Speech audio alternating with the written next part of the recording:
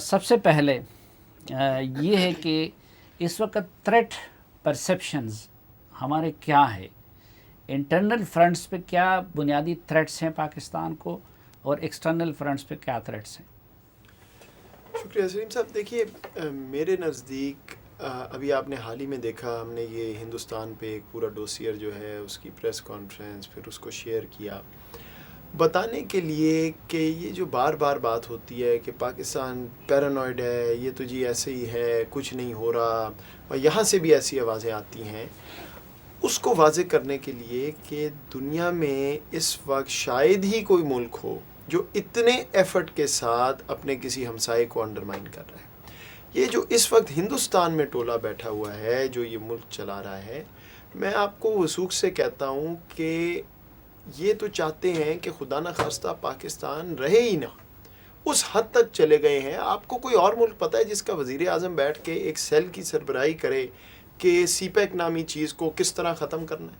उसमें चीन भी पाकिस्तान भी उनको मुश्तरका तौर पे इकट्ठा करके ये नरेंद्र मोदी खुद एक सेल की सरबराही कर रहा है। आपको दिखाया है कि उन्होंने 15 में एक पूरा सेल क्रिएट हुआ जिसमें रॉ तो शामिल है ही है। वो कहते हैं कि जी हमारी फ़ौज तो बिल्कुल इन मामलात में, सिविल मामलात, DIA जो उनकी फ़ौज की एजेंसी है वो उसके अंदर बैठी हुई है, उसके लिए पैसे मुख्तस किए गए, अमाउंट हमने दिया है और किन चीज़ों में इस्तेमाल होना है, उसका लिंक फिर कैसे जुड़ रहा है उन अटैक से जो सीपैक की राहदारी के प्रोजेक्ट्स पे हुए या उसके इर्द गिर्द हुए।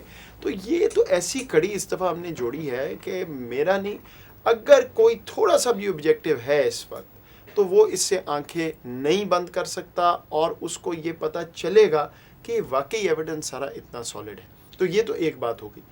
दूसरी बात, तीसरी सरहदों का इस्तेमाल जो हिंदुस्तान कर रहा है।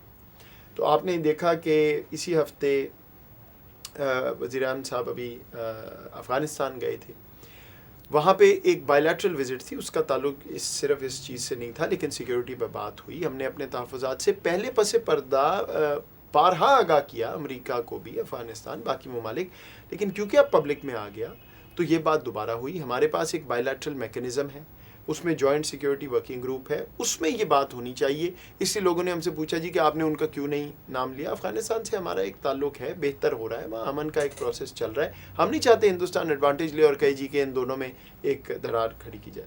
फिर आ जाए इंटरनल चीज़ पे। देखिए, इंटरनल इशू पे लिंक तो बाहर से बिल्कुल वाज़े आपको बता दिया, लेकिन मैं उनमें से हूँ जो हमेशा कहता रहा हूँ इस ओहदे से पहले और अब फिर आपको कह रहा हूँ, साथ साथ हमें इंट्रोस्पेक्शन करके अपनी कमज़ोरियाँ भी दूर करनी है।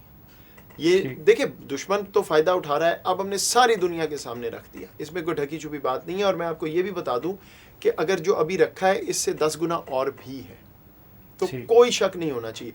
लेकिन दुश्मन क्या करेगा, वो यहाँ पे कमज़ोरियों को एक्सप्लॉइट करेगा। वो क्या कमज़ोरियाँ हैं? देखिए, काउंटर टेररिज्म स्ट्रक्चर में आप 100% तो कभी भी नहीं, पूरी तरह कोई भी दुनिया का मुल्क नहीं कर सकता ना, तो वो ढूंढेगा कि कहाँ पे है। अब बलोच, ये जो ऑर्गेनाइजेशंस जो बदकिस्मती से कुछ डिसिडेंट्स मिले हुए हैं, उनको इस्तेमाल कर रहा है। ठीक है, तो आपने देखना है कि उनके कहाँ ताने बाने हैं, वो किस तरह ख़त्म होने। सीपैक राहदारी का प्रोजेक्ट है, तो पूरी डिवीजन जो सिक्योरिटी की दो खड़ी की, काउंटर करने के लिए तो फिर ज़रूरी था कि आप बलोचों के ग्रीवेंसेस को दूर करते, आप पख्तूनों के ग्रीवेंसेस को दूर करते, आप गिलगित बल्तिस्तान के ग्रीवेंसेस को दूर करते। तो आपकी हुकूमत ने तो इस दौरान ना कोई उनको एंगेज किया है, बल्कि जो मेन स्ट्रीम के आपके साथ अख्तर मेंगल साहब थे उनको भी आपने नाराज़ कर दिया। तो ये तो दुश्मन का काम आसान कर रही है। हर दफ़ा वही जवाब देता हूँ। मुझे ऑनेस्टली ये political space, I am not the right person, मुझे उतनी नॉलेज ही नहीं है कि मैं आपको सही जवाब दे सकूँ। लेकिन मैं आपको वापस लाता हूँ जो आपने मेरा एतराज़, आप भी वो पर्सन है कि जो बार बार इस पे जोर दे रहे हैं कि हमें अपने इंटरनल मामलात को दुरुस्त करना चाहिए। नहीं ठहरे, मैं तो सिक्योरिटी की बात कर रहा हूँ, लेकिन जो आपने सवाल पूछा ना, मुझे उस पर एतराज़ है। मैं आपको बताता हूँ क्यों है। ये वो हाइब्रिड वॉरफेयर वाली बात है, बिल्कुल आपका हक है पूछना, और आप वो नहीं, मैं बात कर, मैं सिर्फ ये कह रहा हूँ कि जब हम एक ब्लैंकेट बात करते हैं ना कि इनकी भी ग्रीवेंसेस नहीं हुई, इनकी भी नहीं हुई, इनकी भी नहीं हुई, ये बात हिंदुस्तान पिक करता है और कहता है देखिए ये तो सारे वहाँ पे वैसे ही एग्रीव्ड बैठे हुए हैं, इसलिए ये मुल्क तो ऐसे चल ही नहीं सकता, इनको यहाँ भी मारो वहाँ भी मारो। देखिए, बलूचिस्तान की बात अगर आप करें तो उधर बहुत ज़्यादा एफर्ट हुआ है और ये रिकन्सिलिएशन का एफर्ट मैं तो सिक्योरिटी साइड से देखता हूँ, उस पर बहुत कोशिश हुई है, मसाइल पेचीदा हैं, उसमें बहुत सी कॉम्प्लिकेशन है। गिलगित बल्तिस्तान, अभी आप देखें जो इंतखाबी मुहिम हुई है, उसमें आप ये छोड़ें कि कितनी देर चली, तो किसने, हर पार्टी के मैनिफेस्टो में ये लिखा हुआ है कि हम प्रोविजनल प्रोविंस बनाना चाहते हैं। क्यों? क्योंकि वहाँ के लोग ये चाहते हैं। तो ये रिस्पांस है उस पॉपुलर डिमांड को। दूसरी तरफ मकबूजा कश्मीर में देखें क्या है कि 100% कह रहा है कि हिंदुस्तान से हमने जान छुड़ानी है। ये रिस्पांस था या इलेक्शन स्टंट था? मेरे लिए तो इलेक्शन स्टंट नहीं। देखिए, मेरे दफ्तर का तो कोई ताल्लुक नहीं है इलेक्शन से। मैं तो आपको ये कह रहा हूँ कि ये जो जीबी की सारी पब्लिक डिबेट है, ये एक पॉपुलर विल की बेसिस पे है। नहीं, मैं खुद पिछले 10 साल से एक तालिब इल्म और एक मजदूर की हैसियत से मुसलसल ये आवाज़ उठाता रहा कि गिलगित बल्तिस्तान को सूबा बनाना चाहिए, और सरताज अजीज़ साहब की कमेटी की सिफारिशात में भी थी, लेकिन अमूमन हमारे ताकतवर हल्के उसकी राह में रुकावट बन जाते थे और वो ये कहते थे कि इससे कश्मीर काज को नुकसान पहुँचेगा। ठीक है। तो अब जबकि मोदी ने उसको हड़प कर लिया मकबूजा कश्मीर को, उसके बाद मैंने भी इसके लिए आवाज़ उठाना छोड़ दिया है, क्योंकि लोग अब ये समझेंगे कि जी हमने इसको एंडोर्स कर लिया। देखिए, तो इससे ये तासुर नहीं मिलेगा कि हमने इंडियन नैरेटिव को एंडोर्स कर लिया या उधर तुम इधर हम वाले फार्मूले पे हमने अमल कर लिया। देखिए, ये वजह बात है, ये बात हो भी रही है। हमने इस प्रेशर में आके कि वो क्या कहेगा, लोग क्या कहेंगे, कैसे बात होगी, जो सही काम है उससे नहीं रुकना। और अगर सही काम प्रोविजनल स्टेटस देना है तो वो हमने करना है, अगर सही काम वो नहीं है तो नहीं करना है। इसका फैसला गिलगित बल्तिस्तान ने करना है।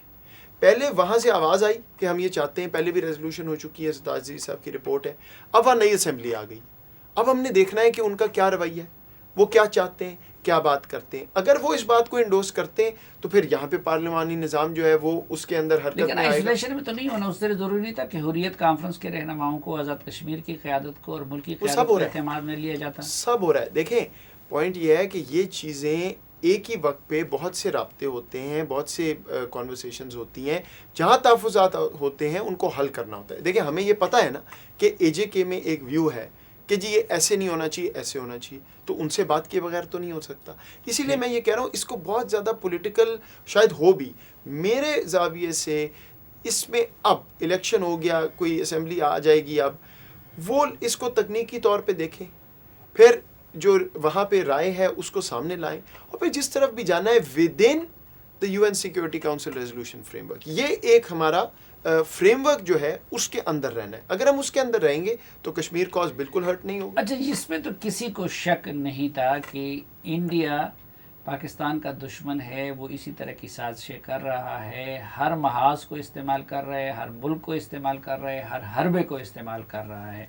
और फिर कुलभूषण यादव तो सबसे बड़ा एक उसका सबूत है।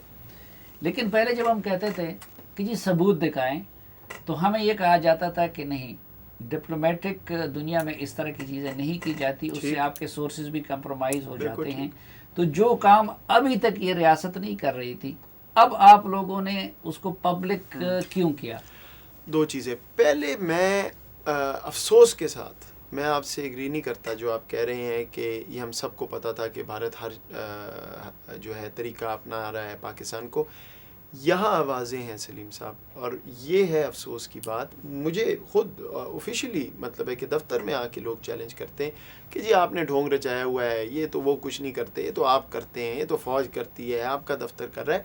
यहाँ पे आवाज़ें हैं जो रियासत से, जिनका एक डिवाइड है, डिसकनेक्ट है, जो भी कह लें, वो ये बात करते हैं कि नहीं जी ये तो रियासत। इस चीज़ के बाद भी सवाल पूछे गए कि जी ये बात ठीक है वाकई, मतलब ये इस हद तक। लेकिन जहाँ तक बात है कि हमने सामने क्यों रखा, पहली बात कि कौम को एतमाद में लेने के लिए कि now the line, every line has been crossed, ठीक। और ये जिस मंसूबे के तहत ये चल रहे हैं, ये नई चीज़ है। देखें, ये हमेशा से होता है, कोई इसमें, ये जो मोदी सरकार है, ये एक पूरे सोच समझ के प्लान के तहत बिल्कुल टॉप से लेके 3-4 लोगों की रिस्पॉन्सिबिलिटी है कि पाकिस्तान को आपने करना है, ठीक। और उसमें उनके आला ओहदेदार शामिल हैं, ठीक है जी। तो एक तो ये। दूसरा, अगर मैं आपको बिल्कुल सिंपल जवाब दूं कि अभी तक नहीं किया, अब क्यों किया? तंग आ गए।